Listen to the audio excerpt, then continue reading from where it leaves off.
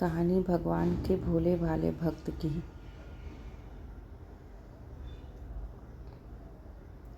नमस्कार दोस्तों, welcome back to my YouTube channel. हमारे यूट्यूब चैनल पे आपका हार्दिक स्वागत है। और आप नई और भी स्टोरीज़ सुनना चाहते हैं तो हमारे चैनल को सब्सक्राइब जरूर करें। प्रभु जानते थे कि यह मेरा निर्मल भक्त है, छल कपट नहीं जानता। अब तो प्रकट होना ही पड़ेगा। भक्त धन्ना जी का जन्म मुंबई के पास धुआन गांव में एक जाट घराने में हुआ। आपके माता पिता कृषि और पशुपालन करके अपना जीवन यापन करते थे। वह बहुत निर्धन थे। जैसे ही धन्ना बड़ा हुआ उसे भी पशु चराने के काम में लगा दिया गया। वह प्रतिदिन पशु चराने जाया करता।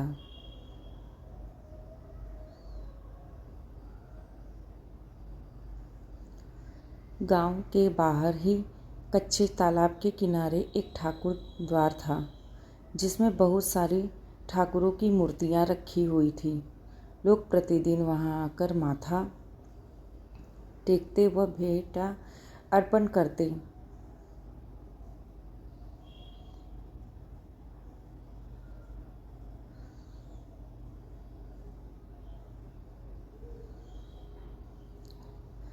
धन्ना पंडित को ठाकुरों की पूजा करते, स्नान करवाते व घंटियां खड़काते रोज देखता। अल्प बुद्धि का होने के कारण वह समझ न पाता। एक दिन उसके मन में आया कि देखते हैं कि क्या है। उसने एक दिन पंडित से पूछ ही लिया कि आप मूर्तियों के आगे बैठकर आप क्या करते हो। पंडित ने कहा, ठाकुर की सेवा करते हैं, जिनसे की मनोकामनाएं पूर्ण होती हैं। धन्य ने कहा, यह ठाकुर मुझे भी दे दो। उससे छुटकारा पाने के लिए पंडित ने कपड़े में पत्थर लपेट कर दे दिया। घर जाकर धन्य ने पत्थर को ठाकुर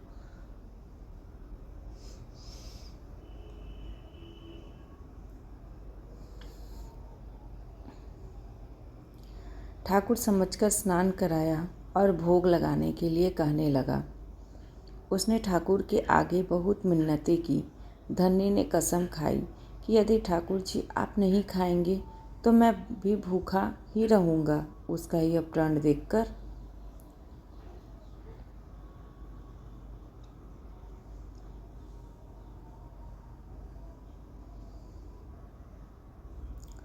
प्रभु प्रकट हुए तथा रोटी खाई व लस्सी पी। इस प्रकार धन्य ने अपने भोलेपन में पूजा करने और साफ मन से पत्थर में भी भगवान को पा लिया। जब धन्य को लगन लगी, उस समय उसके पिता माता बूढ़े हो चुके थे और अकेला नव युवक था। उसे ख्याल आया कि ठाकुर को पूजा से खुश करके यदि सब कुछ हासिल किया जा सकता है तो उसे अवश्य ही यह करना होगा, जिससे घर की गरीबी चली जाए तथा सुख आए। ऐसा सोचकर ही वह पंडित के पास गया। पंडित ने पहले ठाकुर देने से मना कर दिया कि वह ठाकुर की पूजा अकेले नहीं कर पाएगा।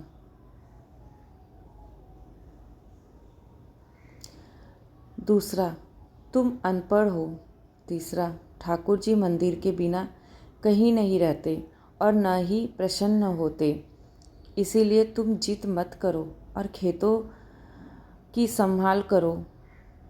ब्राह्मण का धर्म है पूजा पाठ करना, जाट का कार्य है अनाज पैदा करना। परंतु धन्ना टस से मस न हुआ। अपनी पिटाई के डर से पंडित ने जो शालिग्राम मंदिर में फालतू पड़ा था उठाकर धन्य को दे दिया और पूजा पाठ की विधि भी बता दी। पूरी रात धन्य को नींद न आई। वह पूरी रात सोचता रहा कि ठाकुर को कैसे प्रसन्न करेगा और उनसे क्या मांगेगा। सुबह उठकर अपने नहाने के बाद ठाकुर को स्नान कराया, भक्ति भाव से बैठकर लस्सी, रीगड़ी की व रोटी पकाई। उसने प्रार्थना की है, प्रभु भोग लगाओ, मुझ गरीब के पास रोटी, लस्सी और मक्खन ही है और कुछ नहीं। जब और चीज़ें दोगे तब आपके आगे रख दूंगा। वह बैठकर ठाकुर जी को देखता रहा। अब पत्थर भोजन कैसे करे? पंडित तो भोग का बहाना लगाकर सारी सामग्री घर ले जाता है, पर भले बालक को इस बात का कहाँ ज्ञान था। वह व्याकुल होकर कहने लगा कि क्या आप जाट का प्रसाद नहीं खाते? दादा तो इतनी देर नहीं लगाते थे। यदि आज आपने प्रसाद न खाया तो मैं मर जाऊंगा।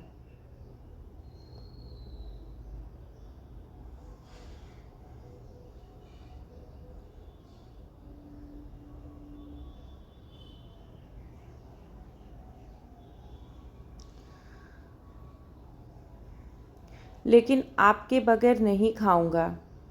प्रभु जानते थे कि यह मेरा निर्मल भक्त है, छल कपट नहीं जानता। अब तो प्रकट होना ही पड़ेगा। 1 घंटा और बीतने के बाद धन्ना क्या देखता है कि श्री कृष्ण रूप भगवान जी रोटी मक्खन के साथ खा रहे हैं और लस्सी पी रहे हैं। भोजन खाकर प्रभु बोले, धन्य जो इच्छा है मांग लो, मैं तुम पर प्रसन्न हूँ। धन्य ने हाथ जोड़कर विनती की, भाव जो तुम्हारी भक्ति करते हैं तू उनके कार्य संवार देता है। मुझे गेहूँ, दाल व घी दीजिए, मैं खुश हो जाऊंगा। यदि जूता, कपड़े, 7 प्रकार के अनाज, गाय या भैंस सवारी करने के लिए घोड़ी तथा घर की देखभाल करने के लिए सुंदर नारी मुझे दे।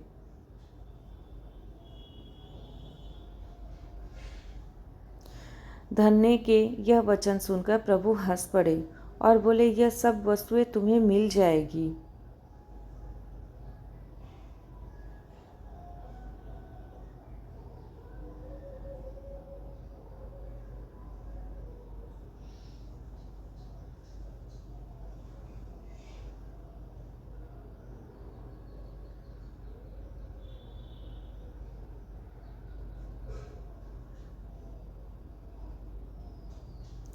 प्रभु बोले, अन्य कुछ?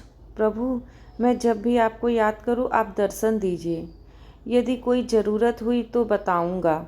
तथास्तु, भगवान ने उत्तर दिया।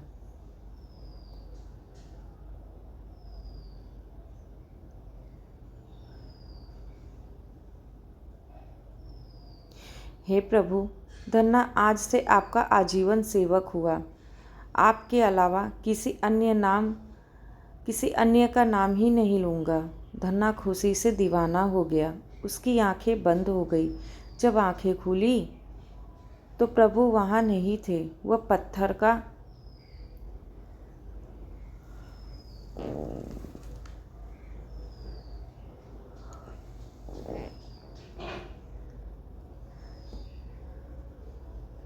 शालिग्राम वहाँ पड़ा था। उसने बर्तन में बचा हुआ प्रसाद खाया, जिससे उसे 3 लोकों का ज्ञान हो गया। प्रभु के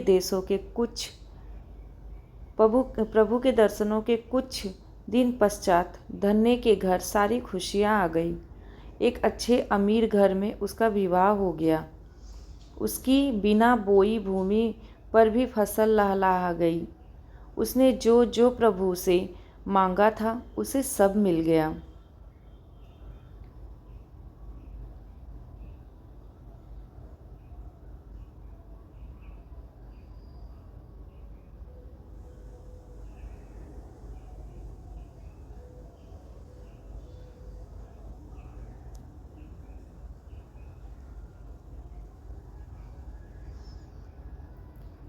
किसी ने धन्य को कहा, चाहे प्रभु तुम पर प्रसन्न है, तुम्हें फिर भी गुरु धारण करना चाहिए।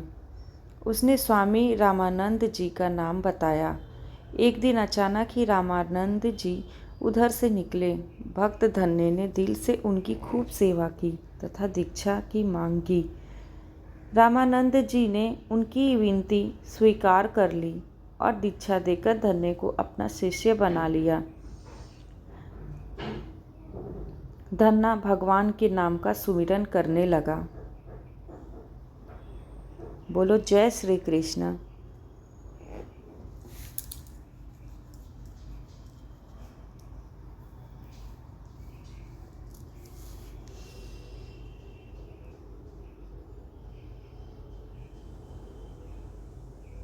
दोस्तों, आपको हमारी ये स्टोरी कैसी लगी? हमारे चैनल को लाइक, कमेंट, शेयर और सब्सक्राइब ज़रूर करें। आपका बहुत बहुत धन्यवाद हमारी ये स्टोरी सुनने के लिए। जय श्री कृष्ण।